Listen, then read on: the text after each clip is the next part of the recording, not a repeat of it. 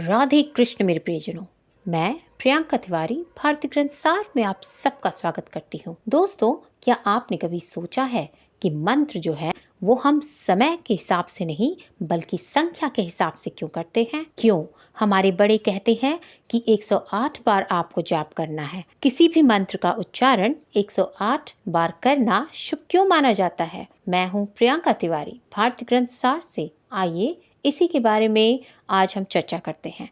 आखिर 108 की संख्या क्यों? आखिर इस संख्या में ऐसा क्या छिपा है?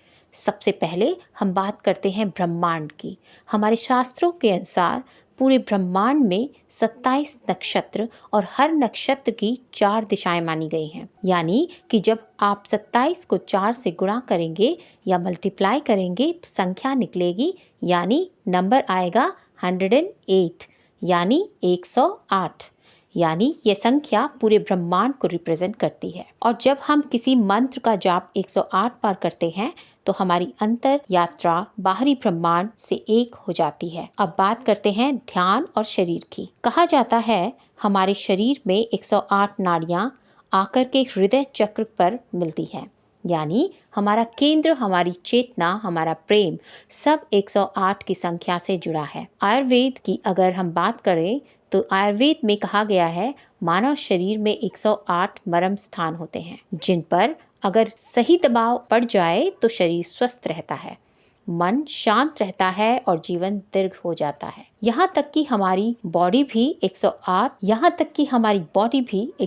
फ़ारेनहाइट से अधिक टेम्परेचर में जिंदा नहीं रह सकती। यानी स्वास्थ्य में भी 108 का अपना रूल है। अब चलते हैं आकाश की ओर।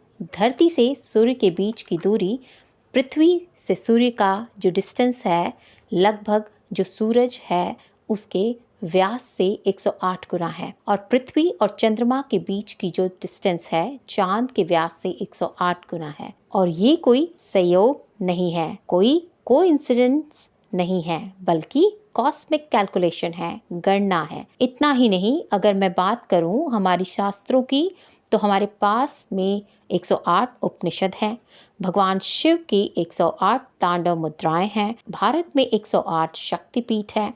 भगवान विष्णु जी की 108 दिव्य धाराएं हैं। यह संख्या केवल धर्म में नहीं, प्रेम, शक्ति और आध्यात्मिकता में भी उतरती है। अगर हम बौद्ध धर्म की बात करें तो बौद्ध धर्म में माना गया है कि इंसान के भीतर 108 सांसारिक वासनाएं होती हैं, जिन पर विजय पाकर ही मोक्ष की प्राप्ति की जा सकती है। जापान की बात करूं तो वहां नए साल पर 108 बार मंदिर की घंटियां बजाई जाती हैं, ताकि आने वाला साल शुभ हो, शांतिपूर्ण हो। और अगर भाषा विज्ञान की बात करूं तो संस्कृत में 108 को हर्षद संख्या कहा गया है। हर्ष यानी आनंद, दा यानी देना, हैप्पीनेस गिवर, यानी 108 वो नंबर है जो आपको आनंद देगा।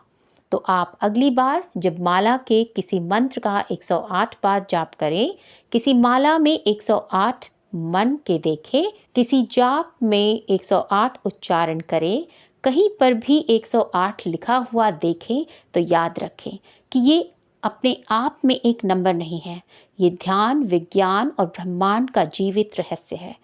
108 वो संख्या है जहां आत्मा और ब्रह्मांड एक दूसरे से मिल जाते हैं। आशा करती हूँ ये जानकारी आपको पसंद आई होगी। अगर पसंद आई हो तो हमारे चैनल भारतीय ग्रंथ सार को सब्सक्राइब करें, वीडियो को लाइक करें, अपने नज़दीकियों को साझा करें ताकि ये महत्वपूर्ण जानकारी उन तक भी पहुंच सके। और कमेंट में जय श्री राधे कृष्णा लिखना ना भूलें। फिर मिलते हैं एक नई जानकारी के साथ। तब तक के लिए आज्ञा लेती हूँ। धन्यवाद। जय श्री राधे कृष्ण।